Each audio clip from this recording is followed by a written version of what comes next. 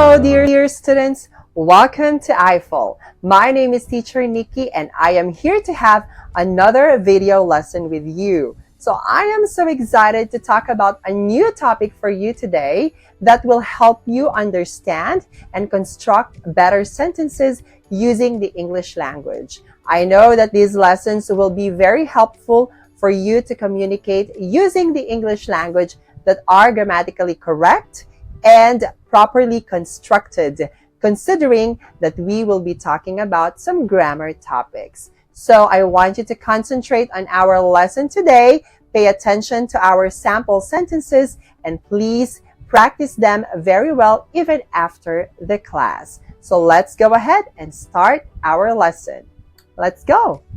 So, for today's lesson, let's go ahead and talk about more of our sentence patterns. But before that, let's try to understand what sentence pattern is. So, when we say sentence pattern, it is a grammatical component that tells you exactly where and how each component of a sentence should be placed in order to blend and make sense. Okay? So, in short, if we try to understand sentence pattern, this is when we have to know how to put the words in our sentences so they would make complete or make sense with the meaning of the sentence that we are trying to say. Now, in other words, the sentence structure is what defines the way a sentence will look and sound. Okay, so this is also a consideration that we have to make for us to have a sentence with good meaning and thought. All right, now there are some basic parts of the sentence. So before we look into how sentence structure works, we will have to first learn about the basic structure of a sentence and the components that make up a sentence. Of course, we have to understand each part and each component of the sentence for us to better construct them or for us to better make these sentences. Now, a sentence consists of at least a subject and a predicate. Okay, in other words, a sentence should have a subject and a verb. Okay? Now, the first component or first part of a sentence is your subject. Now, the subject can be a noun or a pronoun that does the action. Okay, but it's not all the time that it is the doer of the action. Now, the subject in a sentence actually is the one that being talked about or the focus of your sentence. Like, for example, the sun is shining, the sky is clear, today is Wednesday. So as you can see, the sun, the sky, and today are actually your subjects, okay? Or in the last sentence, Wednesday is also the subject, all right? So that is the first part or first component of your sentence. Now, the second part of your sentence is actually what we call your predicate. So the predicate is actually the verb, is the action performed by the particular subject in the sentence. So, like for example here, I love macaroni and cheese. Love macaroni and cheese is actually your predicate. Marin has a pet. Has a pet is your predicate. Anusha can draw. Can draw is also your predicate. So your predicate contains the verb and also other components of the rest of the sentence. So these are just the two main parts of your sentences, your subject and also your predicate. So let's move on now to the components. Okay? So the components of your sentence. So like a sentence has two parts. So we have the subject and predicate. Now it has five main components that make up the structure of the sentence. And they are, remember, we have the subject, we have the verb, we have the objects, your complement, and your adjunct. Okay? Now let's take a look at these different components. Now, as we know, the subject is usually a noun that performs the action in the sentence, and that is considered as your subject. It answers the question who or what, depending if it's a person or not. In other words, a subject can be identified by asking the question who. Okay, a subject takes the first place in most cases, especially in declarative or assertive sentences. So, like for example, the child kept crying. Our school team won the match. My son is in eighth grade. Hard work pays. Okay. No one came to the wedding. Okay? So, usually they take the first place in your sentences, then they are considered as your subject. So, remember, they can be a noun or they can be a pronoun. Okay? Next one here, we have the verb. Of course, in every sentence, the most important word can be said to be the verb, okay? A verb shows action or activity or work done by the subject. So remember that all verbs, including your main verbs, your helping verbs, dative verbs, action verbs, come under this category. Okay? Most often, verbs appear immediately after your subject. So most of the time, you see your verb after your subject. Example, Nina is writing a letter. It was too dark. I feel tired. My phone is not working. Tarun's dog ran away. Okay, so I think you know what verbs are. Next one, we have the object. An object is a noun or a pronoun that receives the action done by the subject. And objects are of two types, and we have the direct object and indirect object. So we have to consider the verb as well. Now, direct object, a noun or a pronoun that receive the action directly, is the direct object in the sentence. Okay, it answers the question what. Direct objects mostly appear immediately after the verb and the primary objects in the sentence. So that's why they are direct object. They directly receive the action.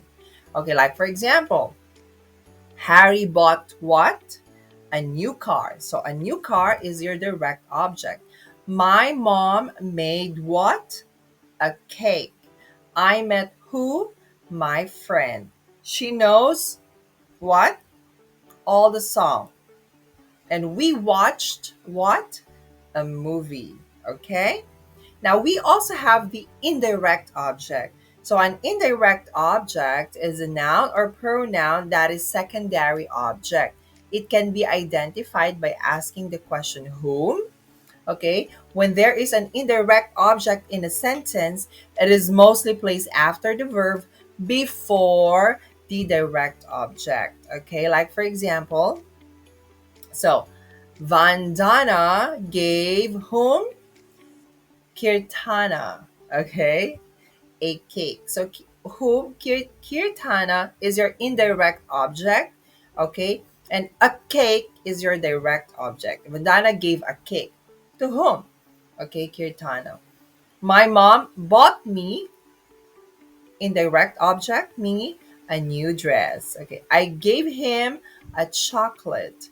They gave us coffee with breakfast, and he lent his friend a pen. So, friend, us, him, me, Kirtana are your indirect object. They do not directly receive the action or the verb. Okay? Now, we also have what we call your complements. So the words required to complete the meaning of a sentence can be referred to as a complement of the sentence. A complement, remember, can be an adjective, can be a name. In short, it's a noun, a position, or a profession. Example, it grew dark. Okay, dark is your complement. He is a dentist. Dentist is your complement. That's her dog, Bruno. Dog, okay, is your subject. Bruno is your complement. Okay, in this case, that is her dog, Bruno. Okay, So complements can be two. We have the subject complement or the object complement. So from the word itself, subject complement, okay, the complement which expresses the quality or identity or condition of the subject is called your subject complement. So if it's referring to your subject, then this is your subject complement. Like for example, she is a doctor. A doctor here is a subject complement because it talks about or identifies your subject, she. I am Shindu. Okay, I and Shindu are the same person, so Shindu is your subject complement. Nandu is clever. So clever who? It's Nandu. The students are very excited. Very excited who? The students. So they are subject complement. Okay, my brother is a teacher. So it's also a subject complement. All right. Now, object complement on the other hand here. Okay. So the component which expresses the quality or quantity of a condition of an object is called object complement. They made her angry. So who's angry? Is it they or her? It's her. Okay. So angry here refers to her. Then this is an object complement. Complement. Okay. Now the students elected Shreya, the class leader. Okay. Who's the class leader? It's Shreya. Okay, so it's an object complement. They named their daughter Tara. Marley met her friend Ryan. Nobody found the movie interesting. What is interesting? It's the movie, right? So in this case, interesting is an object complement. So lastly, we have the adjunct. So an adjunct is a word or phrase that gives more information about an action, an event, a quality, and so on. It's short. It can be said that these words can include adverbs and adverb clause. Okay? Adjuncts can be identified by asking when, where, why, how often, to what extent. So when using adjuncts, keep in mind that adjuncts can be used in the beginning, in the middle, or at the end of the sentence, and that there can be more than one adjunct in a sentence. Okay, these are just like adverbs or adverbial clause. Okay, example, yesterday we met at the park. Okay, yesterday is an adjunct. At the park is also an adjunct. He is very tired. So adjunct, very is an adjunct here. Due to his illness, okay, or ill health is an adjunct. He could not come home, adjunct, for Christmas, adjunct. My father reads the newspaper every day. Every day is your adjunct. This workout routine is extremely, okay, adjunct, exhausting. Okay, so those are just the parts and components of our sentences that we have to understand very well. All right? So I hope you find our lesson today very helpful. So as I always say, the secret in making your communication skills in English better is constant practice. So I want you to please keep on practicing all the lessons that we've had in the past and even this present lesson. So I know that you can do it really well and you'll improve yourself eventually. So just keep believing in yourself and practice more, okay?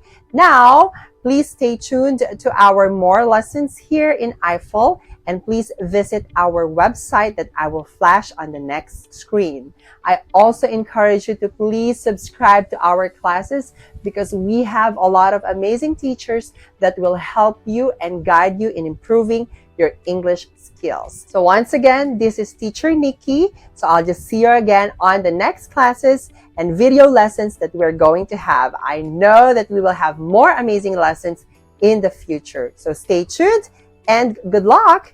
Study harder and I'll see you next time. Bye.